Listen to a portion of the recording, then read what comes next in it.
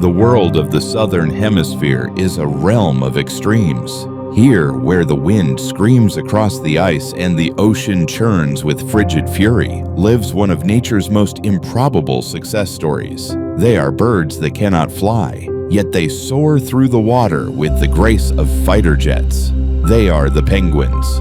Often viewed as mere comic relief in the animal kingdom, these tuxedoed icons are, in reality, masters of survival. From the crushing cold of the Antarctic interior to the volcanic shores of the Galapagos, the penguin family has conquered environments that would claim the life of any other creature in minutes. This is their story, a journey through the lives of the various species that call the bottom of the world their home.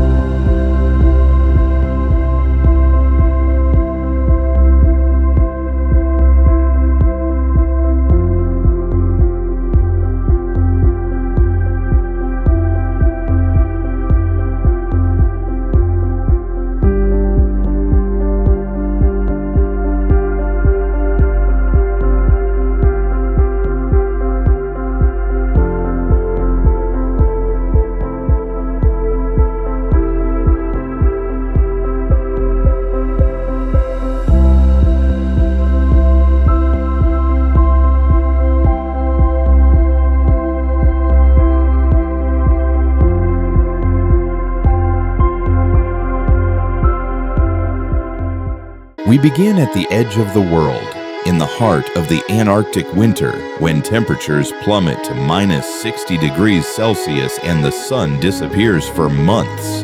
Most life flees. But for the emperor penguin, the largest of all penguin species, the ordeal is just beginning. Standing nearly 4 feet tall, the emperor is a marvel of biological engineering. While other species head north to avoid the dark, the emperor stays. The males endure the brutal polar night, balancing a single egg on their feet, tucked beneath a warm fold of skin called the brood pouch. They stand in massive huddles, a rotating wall of feathers where individuals take turns facing the biting wind on the outside before moving to the warm center. It is a testament to communal survival. When the chicks finally hatch, they are greeted by a father who has not eaten for over 60 days. The emperor's life is a cycle of extreme sacrifice and regal endurance, played out on a stage of endless white.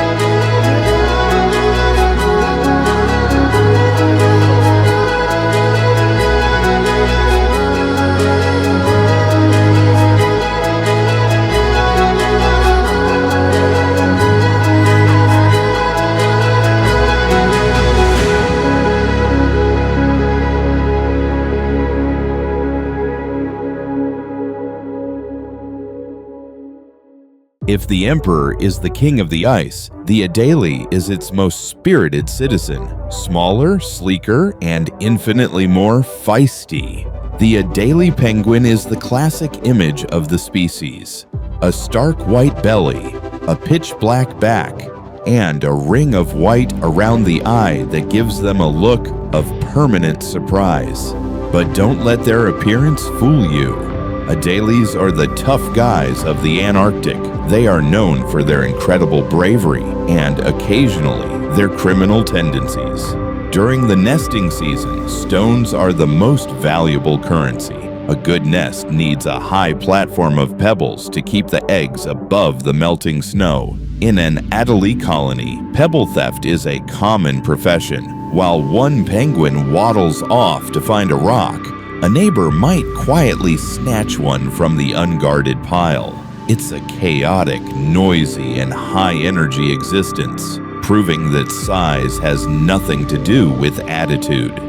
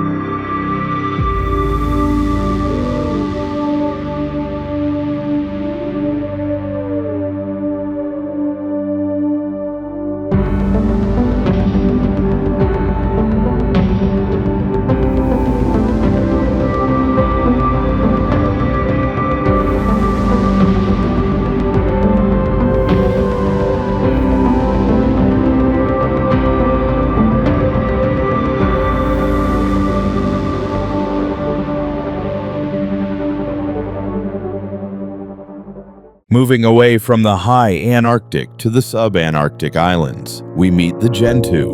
Recognizable by the bright white bonnet stripe across the top of their heads and their vivid orange-red beaks, gentoos are the athletes of the family. In the water, the gentoo is unmatched. They are the fastest swimming penguins, reaching speeds of up to 36 kilometers per hour.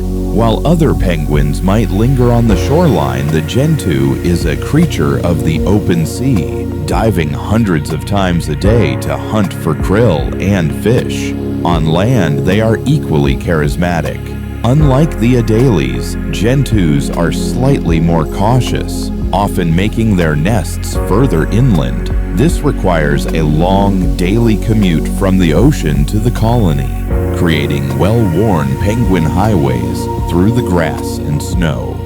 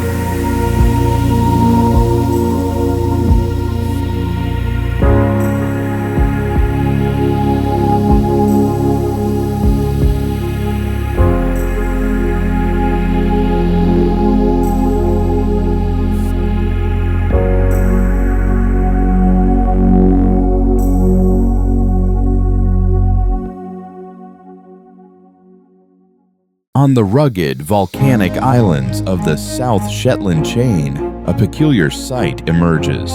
A penguin that looks as though it's wearing a tiny black helmet fastened by a thin strap under its chin. Meet the chin strap penguin. Chin straps are the mountaineers of the group. They prefer to nest on high, rocky ridges where the wind blows the snow away early in the season. Watching a chin strap navigate a near vertical cliff face is a lesson in persistence. They use their sharp claws and even their beaks to pull themselves up the slippery rocks, all to reach a nesting site that provides safety from predators like leopard seals. They are bold, loud, and perhaps the most numerous penguin species in the world, living their lives on the edge of the abyss.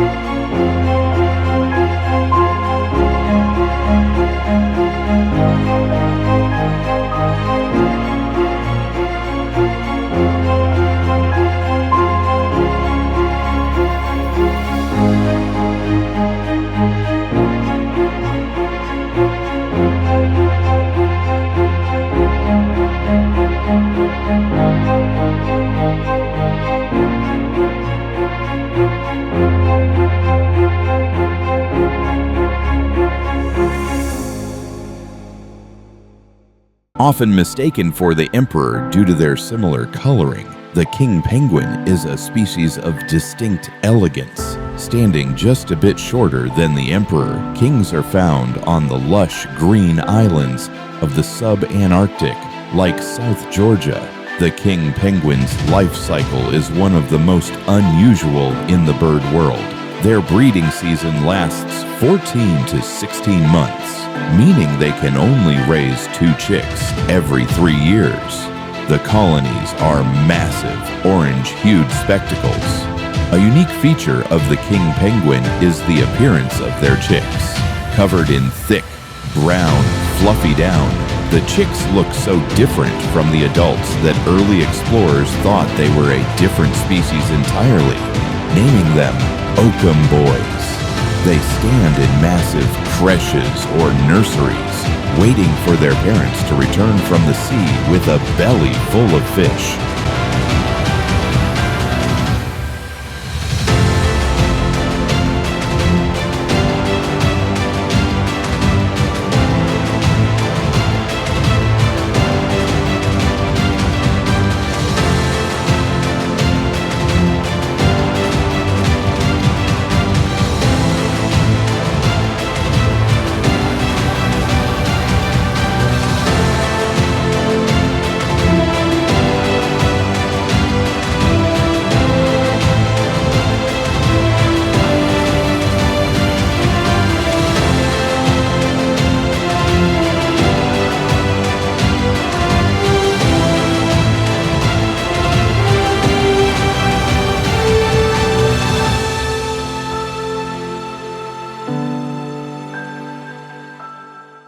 Not all penguins are graceful. Some prefer to jump.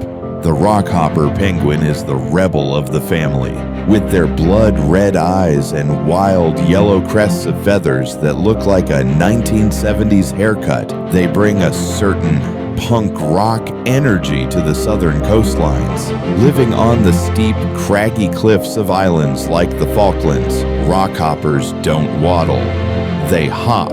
They use both feet to leap over boulders and in cracks in the rocks, sometimes jumping up to 4 or 5 feet in a single bound. They are incredibly aggressive and territorial, often picking fights with birds twice their size. Life for a rockhopper is a constant battle against the crashing surf and the jagged landscape, but they meet every challenge with a loud squawk and a defiant shake of their yellow crests.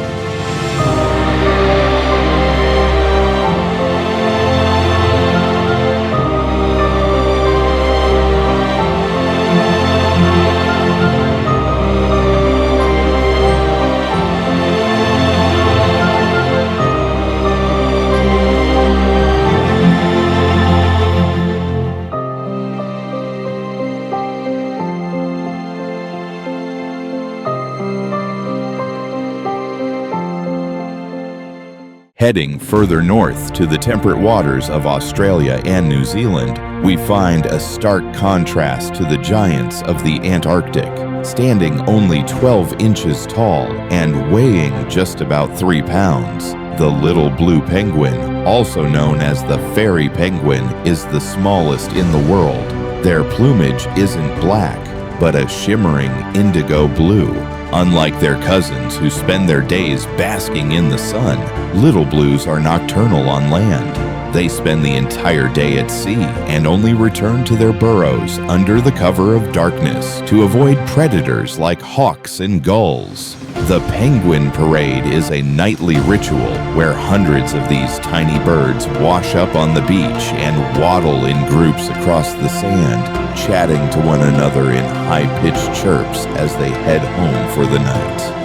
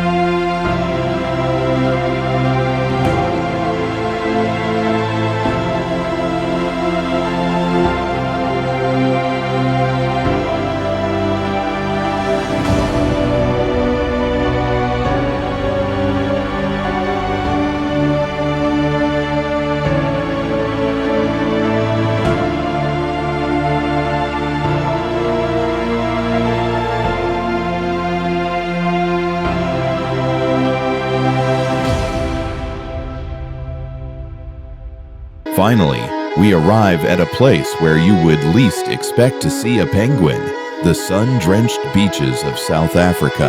The African penguin, also known as the jackass penguin because of its loud, donkey-like braying, has adapted to the heat. Instead of huddling for warmth, these penguins have to worry about overheating.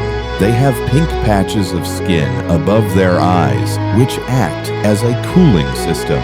When the bird gets hot, more blood flows to these patches to be cooled by the air. They live in the shadows of boulders or in burrows dug into the sand to escape the midday sun. Sadly, the African penguin is one of the most endangered species, facing threats from overfishing and habitat loss. They serve as a reminder that the penguin's world is changing, and their survival is no longer just a battle against nature, but a battle against the footprint of humanity.